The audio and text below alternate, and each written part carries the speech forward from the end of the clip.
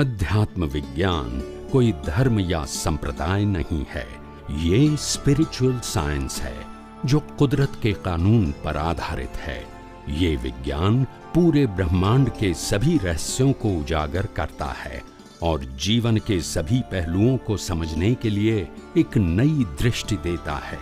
इसी को art of vision कहते हैं, दुनिया को देखने की एक नई दृष्टि, जो अध्यात्म विज्ञानी परम पूज्य स्वामी श्री कमलेशानंद जी के निर्देशन में सनातन सत्य का अनुसंधान कर हमारे जीवन को प्रकाशित करे। जय सच्चिदानंद। એવું કેમ છે કે આમ વિજ્ઞાન સાંભળવા મળે એની માટે પુણ્ય કેમ જોઈએ? કારણ કે જેમ જેમ હાયર ગ્રેડ જોઈએ, હાયર ગ્રેડ જેવું હોય એમ તમારી ક્વોલિફિકેશન જોઈએ. એ ક્વોલિફિકેશનમાં બે વસ્તુ હોય, એક પુણ્ય અને બીજું ડેવલપમેન્ટ. માનો કે પુણ્ય ખાલી હોય તો ભેગું થાય, પણ ડેવલપમેન્ટ ના હોય તો તમે પરીક્ષા પાસ તો ના કરી શકો, એડમિશન તો લઈ શકો, એટલે તમારી પુણ્ય છે ના સમજાય. પણ મોક્ષની માર્ગમાં તો પુણ્ય કે પાપનો ઇમ્પોર્ટન્સ રહેતો જ નહીં ને. પણ મળવા માટે મોક્ષ માર્ગ માટે જરૂર નથી, પણ સંજોગ ભેગા થવા એ પાપ પુણ્ય છે. શું છે? મોક્ષ માટે પાપ પુણ્ય નથી, પણ મોક્ષ માર્ગનો દાતા મળવો એના માટે પુણ્ય જોઈએ. મોક્ષ માર્ગ સમજાવવો એના માટે ડેવલપમેન્ટ જોઈએ, અને મોક્ષ માર્ગ બતાવ્યા પછી ઉપયોગ કરવો એના માટે ઇન્ટરેસ્ટ અને વેલ્યુ જોઈએ. આ તો જોઈએ જ આપણામાં. સમજાયું? એટલે આ હોય તો પેલું મળે એમ. મારી પુણ્ય ના તો ભેગું ના થાય, એમાં મારી સ્વતંત્રતાનો પ્રશ્ન નથી. આ ભેગું જ ના થાય.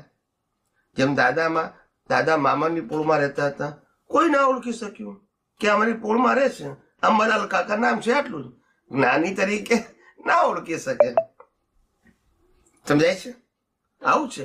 પુણ્ય કરવા માટે વ્યવહારમાં જવું પડે, આપણે ધાર્મિક ક્રિયાઓ કરવી પડે ને પુણ્ય કરવા માટે. પછી એટલે પુણ્ય કરવા માટે ક્રિયાઓ કરવી પડે એવી જે આપણી માન્યતા છે, એ વિજ્ઞાનમાં એ માન્યતા રિલેટિવ સત્યમાં જતી રહે. એટલે તમે એમ પૂછો કે પુણ્ય કરવા માટે ક્રિયામાં જવું જરૂરી છે કે નહીં, અને પ્રશ્ન કહેવાય. પણ પુણ્ય કરવા માટે ક્રિયામાં જવું પડે એ તમે આન્સર આપી દીધો. આન્સરની ક્વેશ્ચન પૂછવાનો કે ક્રિયા કરવાથી પુણ્ય થાય કે નહીં, સમજાવો. That will be cold A question. પણ ક્રિયા કરવા માટે પુણ્ય માટે ક્રિયા કરવી પડે તો આન્સર આપી દીધો. Anyway it's okay. એટલે કયા પ્રકારની પુણ્ય હોય તો આ પોસિબલ છે? પુણ્ય, હા કહું, જે માણસ છૂટવાનો કામી હોય, કેવો છૂટવાનો કામી હોય, અને જે માણસ છૂટવાનો કામી સાથે જે માર્ગને અનુસરતો હોય, એને એવું લાગતું કે આ માર્ગ ખોટો છે એવું નહીં, પણ આ માર્ગથી મુક્તિ મળે એવું મને લાગતું નથી, માટે મને કોઈ એવા મુક્તિના માર્ગના અનુભવી પુરુષ ભેગા થાવ. આવું હોય તો ભેગા થાય ને. નિરંતર એની શોધ હોય. હા, કામી હોવો જોઈએ. ભલે રસ્તો નથી મળ્યો, પણ ખોજ તો હોય ને. ખોજ એટલે ખોજ સાથેનો ઇન્ટેન્શન કામ કરે છે, અને ઇન્ટેન્શન કન્વર્ટ ઇન ભાવ. એ ખોજ જ એની પુણ્ય એની લીધે છે. હા, એટલે ખોજ જે છે અને પુણ્ય, એ બે વસ્તુ સમજાવું પાછું. પ્રિન્સિપલ સમજો એટલે તમને ખબર પડશે. અત્યાર સુધી આપણે પાપ પુણ્ય રિલેટિવ સત્યમાં લઈ ગયા. હવે હું સિદ્ધાંત બતાવું છું. દાખલા તરીકે મારી પાસે મારી દ્રષ્ટિમાં અજ્ઞાન છે. અજ્ઞાનનો મતલબ રિલેટિવ સત્યનું જ્ઞાન છે.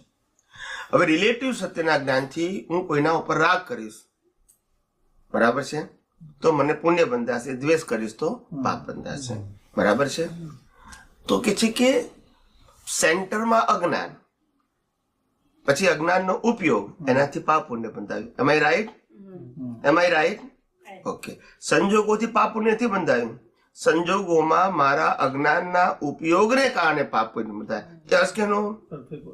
હવે એ જ સંજોગો છે પાપ પુણ્ય વાળા, સ્થૂળ સંજોગો, ગમા અણગમાના, એની સામે મારી પાસે ધર્મ છે, તો પછી હું રાગ વાળા સંજોગોમાં પ્રતિક્રમણ કરીશ, અને દ્વેષ વાળા સંજોગોમાં પ્રતિક્રમણ કરીશ. અથવા તો રાગમાં નહીં કરું, પણ દ્વેષ વાળામાં હું પ્રતિક્રમણ કરીશ. એટલે દ્વેષને હું બદલવા, પાપને બદલવા માંગુ છું. આને ધર્મ કહેવાય. એટલે પેલા કરતા થોડો મેચ્યોર છે. વિજ્ઞાન શું કે છે કે મારે આ જ સંજોગ જે છે, ગમા અણગમાના સંજોગો છે, એ બે સંજોગોને મારે કુદરતી રચના જોવી છે. શું જોવી છે? અને હું શુદ્ધાત્મા છું, હું કરતાય નથી, હું ભોગતાય નથી. ખ્યાલ આવ્યો? હું આ જે અવસ્થા છે એનો પ્રકાશક છું, અને એ પ્રકાશક તરીકે મારે આ અવસ્થાને હું કરતા છું કે હું ભોગતા છું એમ નથી જોવાનું, કુદરતી રચના. તો પછી હવે કે છે કે મેં અજ્ઞાનથી રાગ દ્વેષ કર્યા તો કર્મ બંધાયું. હવે હું વિજ્ઞાનથી એને કુદરતી રચના જોઉં છું તો કર્મ ના બંધાય? તોય બંધાય. મોક્ષ માટે એ મોક્ષ માર્ગ માટે લાયક અને સહાયક પુણ્ય. તમે કોઈને અકર્તા જોશો તો મોક્ષ માર્ગ માટે લાયક અને સહાયક. કરતા જોશો તો સંસારને લાયક અને સહાયક. તમે ચંદુલાલ જોશો તો સંસારને લાયક અને સહાયક. તમે શુદ્ધાત્મા જોશો તો મોક્ષ માર્ગ માટે લાયક અને સહાયક. તમે કોઈને દોષિત જોશો તો સંસારને લાયક સહાયક. તમે એક ક્રિયામાં નિર્દોષ જોશો તો કારણ કે પુરુષાર્થનું ફળ મળે છે. તમે જોયું એટલે કે ઉપયોગ, એનું ફળ મળશે. ઉપયોગમાં વિજ્ઞાન હતું તો મોક્ષ માર્ગ માટે લાયક સહાયક. ઉપયોગમાં અજ્ઞાન હતું તો સંસારને લાયક અને સહાયક. પણ ઉપયોગથી કર્મ બંધાય છે, ક્રિયાથી નહીં. હવે આ જે ઉપયોગ છે એનું ઇમ્પોર્ટન્ટ છે. એટલે લોકોને એવું લાગે છે કે ક્રિયાથી પુણ્ય બંધાય છે, એ પેલા કોન્સેપ્ટ બદલવો પડશે. સમજાય છે મારી વાત? અજ્ઞાનીને પણ ક્રિયાથી કર્મ બંધાતા નથી. અજ્ઞાનીને પણ અજ્ઞાન દ્રષ્ટિમાં કરતાપણાને કારણે કર્મ બંધાય છે ક્રિયાથી. એમ જ્ઞાનીને અકર્તાપણાથી મોક્ષ માર્ગ માટે લાયક, કરતાપણાથી સંસાર લાયક, અકર્તાપણાથી મોક્ષ માર્ગ માટે. હવે બંનેને કર્મ કેમ બંધાય છે? જ્ઞાનીને પણ કર્મ કેમ બંધાય છે? કારણ કે પુરુષાર્થ છે. પુરુષાર્થનું ફળ હોય ને હોય, પછી સંસાર લક્ષી કે મોક્ષ લખી. એટલે વિજ્ઞાનનો ઉપયોગ કરશો તોય કર્મ બંધાશે, પણ મોક્ષ માર્ગ માટે લાયક અને સહાયક. કર્મ તો બંધાશે. કર્મ ક્યારે ના બંધાય? જયારે અજ્ઞાન ખલાસ થઈ જાય, પુરુષાર્થ ના હોય, પ્રતિષ્ઠિત આત્મા ના હોય, તો પછી કર્મ બંધાય છેલ્લા અવતાર. એટલે કોઈ છેલ્લા અવતારમાં ના બંધાય. છેલ્લા અવતાર સિવાય પ્રત્યેક અવતારમાં બંધાય. જ્ઞાનીને બંધાય, અજ્ઞાનીને બંધાય, બધાને બંધાય. કારણ કે પુરુષાર્થ છે. કે લાયક અને સહાયક સંજોગો કેવા આવે પછી? લાયક અને સહાયક સંજોગો એટલે કેવા સંજોગો? બધા આવા જ હોય. અત્યારે છે એવા જ હોય સંજોગ. આપ દેખાય છે ને એવા જ હોય. પણ તને બધા મા બાપ એવા મળે કે તને મુક્તિના માર્ગમાં સહાયક હોય. તો એમ કે મારે તો સત્સંગમાં જવું છે, મારે તો ઉપદેશ સાંભળવા જવું છે, મારે ધાર્મિક પુસ્તક વાંચી છે. મા બાપ કયું સાફ સારું વાંચ કે છે. ખ્યાલ આવ્યો? કેમ સહાયક? પછી કોઈ જ્ઞાની પાસે જાય તો તને સહાયક થઈ જાય કે જા તું વાંચો નહીં આવે. પછી તું કે ના ના મારે તો ડિવોટી થવું છે, તોય હેલ્પ કરે. કારણ કે મોક્ષ માર્ગ માટે લાયક અને સહાયક લાવ્યો છું. ખ્યાલ આવી ગયો? એટલે તારી અનુકૂળતા લાવ્યો છું. તારે જે જવું છે જે માર્ગે એમાં બધા તને સપોર્ટ કરે. હવે લાયક અને સહાયક ના લાવ્યો હોય અને તું 10 વર્ષનો થઈને એમ કે મારે ધાર્મિક પુસ્તક વાંચી છે, તો ફાધર મધર શું કે મૂકી દે, ભણવાનું વાત કે છે. હવે આ તારી ઉંમર નથી. ખ્યાલ આવી ગયો? પછી તો 25 વર્ષે તું એમ કે અમારે ગુરુજી આ જ, ગુરુજીને કહેવાય કે પૈસા કમાય કે છે અત્યારે, ના જવા દે. પછી આપણે એમ કહીએ કે હવે 25-30 વર્ષ થયા, મારે તો સાધુ શું છે, સાધુ શું કે પૈન કે છે, અમને કોણ આચવશે? બધા અંતરાય ઉભા કરે. નામ જાયું? કારણ કે સંસારને લાયક અને સહાયક બાંધ્યા છે, તો પછી જવા કોણ દે ત્યાં? નામ જાયું? સંજોગ એના એ જ, પણ સહાયક એટલે બધું કોરિલેટેડ આવે. તમારે જવું છે ત્યાં જઈ શકો. અને મોક્ષ સંસાર માટે લાયક સહાયક એટલે તમારે જવું હોય આમ, પણ જવા દે સંસારમાં જ રહેવું પડે. કારણ કે તમારી ક્વોલિફિકેશન કર્મની છે. You have no right to change your effect of your karma. Whatever you create the cause, it is converted in an effect, and at the time of effect, you have no choice. Now you understand? કર્મ બે પ્રકારના આ રીતે છે. કર્મ action ના ફોર્મમાં નથી. કર્મ તમારા ધ્યેયને અનુરૂપ હોય અથવા ધ્યેયને અનુરૂપ ના હોય. બસ એને મોક્ષ માર્ગ માટે લાયક ને સહાયક કહેવાય. પણ એમાં ફરક શું પડે? આમ સહાયક હોય કે ના સહાયક હોય, આમ ફરક શું પડે? અંદરની તો આમ આપણી સમજણ તો જુદી જ હોય ને. એને કેને પૂછવા? આપણે અંદર સમજણ સાચી જ હોય તો પછી ગમે તે બહાર હોય તો એનો ફરક શું પડે? હા, પણ અંદર સમજણ પ્રાપ્ત કરવાના સંજોગો જ ભેગા ના થવા દે ને. જેમ તને નાની ઉંમરે પુસ્તક ના વાંચવા દે, મોટી ઉંમરે જ્ઞાની ના મળવા દે, તો તને ભેગી કેવી થાય સમજણ? પણ સમજણ મળ્યા પછી તો પણ મળે સંજોગ ના ભેગા એમ તો કહેવાય કે ભાઈ તું સંજોગ લાવ્યો નથી ભેગા થવા દેતા. એ જ વાત છે.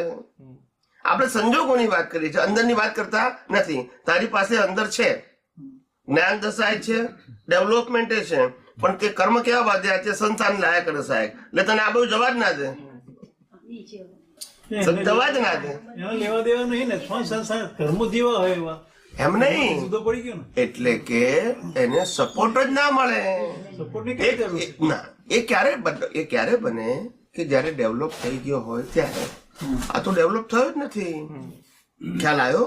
હવે આમાં શું થાય કે દુનિયાની અંદર કોઈ પણ વ્યક્તિ સંસારને લાયક અને સહાયક સંજોગો બધે જ ઠેકાણે અવેલેબલ હોય, બરાબર છે, પણ મોક્ષ માર્ગ માટે લાયક અને સહાયક સંજોગો બધે ઠેકાણે અવેલેબલ ના હોય. એટલે મેજોરિટી તો પેલા જ હોય. એટલે એમાં જવું કોઈ પણ વ્યક્તિ માટે આસાન છે. બરાબર, પરફેક્ટ વાત. આ આસાન છે, એમાંથી બહાર નીકળવું આસાન નથી. એટલે એવી વિશિષ્ટ પ્રકારની પુણ્ય લાય હોય, નંબર 1, વિશિષ્ટ પ્રકારનું ડેવલપમેન્ટ હોય, અને તમે સમજવાની ક્ષમતા લાયા હોય, એની વેલ્યુ કરવાની, તો જ તમે માર્ગે આગળ. ભલભલા સ્લીપ ખાઈ જાય, એમાં કોઈ વ્યક્તિનો પ્રશ્ન નથી, ભલભલા ખાઈ જાય.